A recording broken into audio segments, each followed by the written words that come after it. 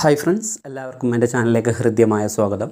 നമുക്കറിയാം, നമ്മുടെ +1 എക്സാം അടുത്ത് കഴിഞ്ഞു. മറ്റന്നാളാണ് നമ്മുടെ എക്സാം. എല്ലാവരും വെൽ പ്രിപ്പയർഡ് ആയിരിക്കും, അല്ലെങ്കിൽ പ്രിപ്പയർ ചെയ്തുകൊണ്ടിരിക്കുന്നുണ്ടാകും എന്നാണ് ഞാൻ വിചാരിക്കുന്നത്.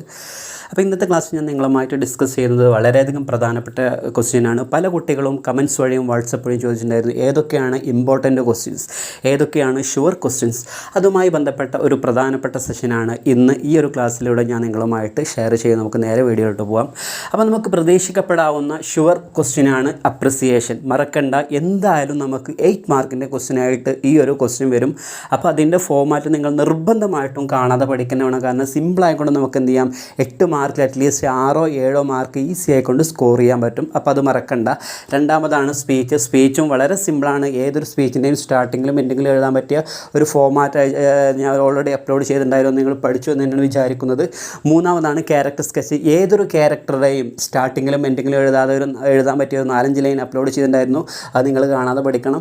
പിന്നെ പ്രൊഫൈലാണ്. നമ്മൾ 10th തന്നെ പഠിച്ചു വരുന്നൊരു ക്വസ്റ്റ്യനാണ് പ്രൊഫൈൽ മേക്കിംഗ്. അത് ഈസി ആയിക്കൊണ്ട് നമുക്ക് എന്ത് ചെയ്യാൻ പറ്റും, അതിൽ മാർക്ക് സ്കോർ ചെയ്യാൻ പറ്റും.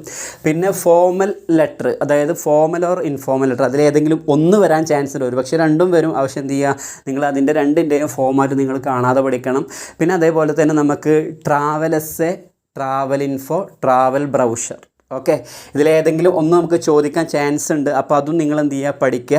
അതൊക്കെ ഞാൻ ഓൾറെഡി എൻ്റെ ചാനലിലൂടെ അപ്ലോഡ് ചെയ്തതാണ്. പിന്നെ നമുക്ക് വരാൻ ചാൻസ് ഉള്ളതാണ് interview questions. Okay, interview questions വളരെ സിമ്പിളാണ്. ഏതൊരാളും ചോദിക്കാൻ പറ്റിയൊരു 5 ക്വസ്റ്റ്യനും അതിൻ്റെ ആൻസേഴ്സും 6 ക്വസ്റ്റ്യനും അതിൻ്റെ ആൻസേഴ്സും ഞാൻ ഓൾറെഡി അപ്ലോഡ് ചെയ്തിട്ടുണ്ട്.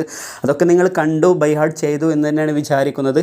പിന്നെ നമുക്ക് പ്രതീക്ഷിക്കപ്പെടാവുന്നൊരു ക്വസ്റ്റ്യനാണ്, ഒരു പക്ഷേ നമുക്ക് പ്രതീക്ഷിക്കപ്പെടാവുന്നൊരു ക്വസ്റ്റ്യനാണ് ഏത്, writeup or paragraph writing. Okay, അതേപോലെ തന്നെ ഇമെയിൽ റൈറ്റിംഗ്. ഇമെയിൽ നമുക്ക് എന്തായാലും വരാൻ ചാൻസ് ഉണ്ട്. അപ്പോൾ നമുക്ക് ഇമെയിൽ ഇന്ന് കണ്ടു കഴിഞ്ഞാൽ അതിൻ്റെ തുടക്കവും ലാസ്റ്റും എഴുതാൻ പറ്റിയ 2-3 ലൈൻ ഇൻക്ലൂഡ് ആക്കിയ ഒരു ക്ലാസ് ഓൾറെഡി അപ്ലോഡ് ചെയ്ത് നിങ്ങളത് നോക്കുക. അപ്പോൾ ഇത്രയും ഈ പറയപ്പെട്ട ക്വസ്റ്റ്യൻസും പിന്നെ അതിന് പുറമെ നമ്മുടെ ചാപ്റ്റേഴ്സിൻ്റെ സമ്മറിയും പഠിച്ചു കഴിഞ്ഞാൽ ഈസി ആയിക്കൊണ്ട് നിങ്ങൾക്ക് എന്ത് ചെയ്യാൻ പറ്റും, അത്യാവശ്യം നല്ലൊരു മാർക്ക് നിങ്ങൾക്ക് ഈസി ആയിക്കൊണ്ട് നിങ്ങൾക്ക് സ്കോർ ചെയ്യാൻ പറ്റും. Anyway, thank you for watching my video.